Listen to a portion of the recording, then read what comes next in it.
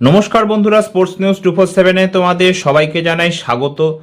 আর যদি 339 run Virat Kohli score করে দিতে পারে তাহলে আইপিএল এর ইতিহাসে প্রথম ব্যাটসম্যান হবে যে 9000 রান ক্রস করবে বা 9000 রান টাচ করবে। আর যদি 457 রান বিরাট কোহলি স্কোর করে দিতে পারে তাহলে টি-20 ক্রিকেটের ইতিহাসে প্রথম ভারতীয় ব্যাটসম্যান হবে যে 14000 রান ক্রস করবে এবং ফাস্টেস্ট হবে overall in terms of innings, যে কিনা 14000 রান ক্রস করেছে। ঠিক আছে, এখন বিরাট কোহলি যাকে বলে 8661 রান স্কোর করেছে আইপিএলে, আর টি-20 ক্রিকেটে 13543 রান স্কোর করেছে।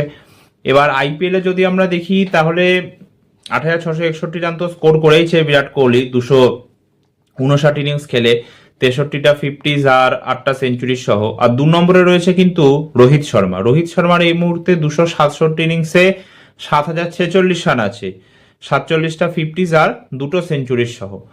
এবার মজার কথা হচ্ছে প্রথম যে 5টা আইপিএল হয়েছিল 2008 থেকে 2012 অবধি, সেই 5টা আইপিএল এর পরে যদি আমরা রোহিত শর্মা, বিরাট কোহলি আর MS ধোনির মধ্যে কম্পেয়ার করি তাহলে রোহিত শর্মার 1974 রান ছিল, MS ধোনির ছিল 1783 রান, আর বিরাট কোহলির ছিল সেই সময় 1639 রান। আর এখন সেই বিরাট কোহলি হচ্ছে যাকে বলে আইপিএল এর ইতিহাসে হায়েস্ট রান স্কোরার, এবং 1615 রানের ডিফারেন্স রোহিত শর্মার সাথে, 1615 রান। এবং MS ধোনির আই থিঙ্ক 5500 কি 5600 মতো রান আছে। তার মানে বিরাট কোহলি কতটা হারে ইম্প্রুভমেন্ট করেছে এখান থেকে কিন্তু বোঝা যাচ্ছে। এখন দেখো 10,000 রান কি বিরাট কোহলি ক্রস করতে পারবে, এটাই হচ্ছে কথা। দেখো 9000 তো ক্রস করে যাবে, সেটা আমরা সবাই জানি।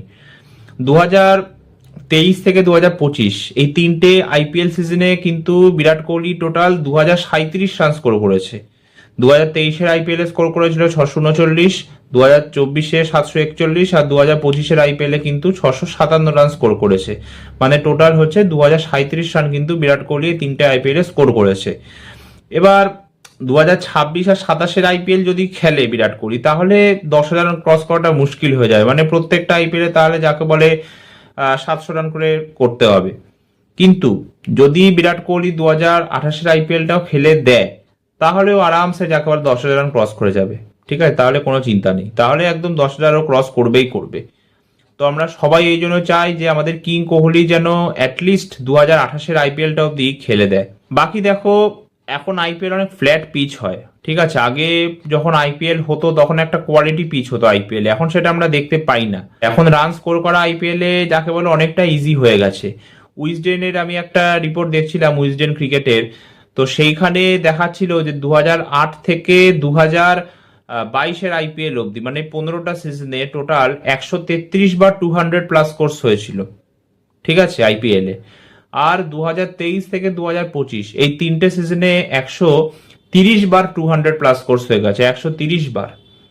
এবং 2008 থেকে 2022-এ টোটাল 1902খানা ইনিংসে 133 বার 200 প্লাস কোর্স হয়েছিল। 2023 থেকে 25-এ সেখানে 438 ইনিংসে 130 বার কিন্তু 200 প্লাস কোর্স হয়ে গেছে, যেটা কিন্তু একদমই ঠিক নয়।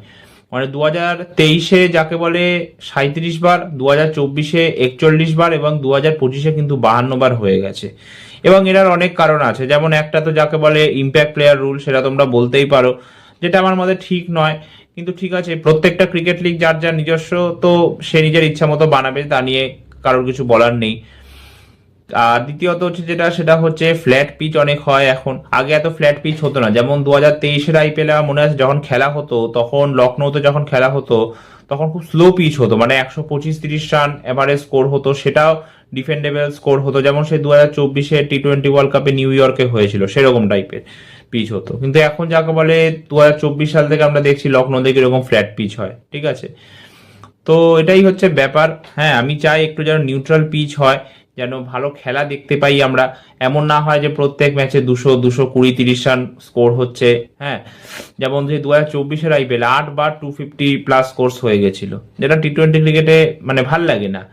হ্যাঁ, 160 থেকে 175-80-র মধ্যে স্কোর হয়, ভাল লাগে। হ্যাঁ, এমনও ভাল লাগে না যে 120 রান, 30 রান, 40 রান স্কোর হচ্ছে। আবার এমনটাও ঠিক নয় যে 200, 220, 30, 50 রান স্কোর হচ্ছে, সেটাও ঠিক নয়। তো আমি চাই যে 160 থেকে 80-র মধ্যে স্কোর হোক। হ্যাঁ, এখন যদি পুরো সিজনে 20-22 বার 25 বার 200+ স্কোর হয়, সেটা ওকে, সেটা মানা গেল। যেমন 2022-এর যে আইপিএল হয়েছিল সেখানে 74 ম্যাচের 148 ইনিংসে 18 বার 200+ স্কোর হয়েছিল। তো সেইটা ঠিক আছে, 20-22 বার হলে মানা গেল, কিন্তু যদি 40 বার 50 বার 200+ স্কোর হয়ে যায় সেটা তো মানা যায় না, না। তো এই জন্য আমি চাই যে নিউট্রাল পিচ যেন হয়, যেন আমরা ব্যাটে বলের ভালো সম্বন্ধ দেখতে পাই এবং একটা ভালো আইপিএল যেন আমরা দেখতে পাই এবারে।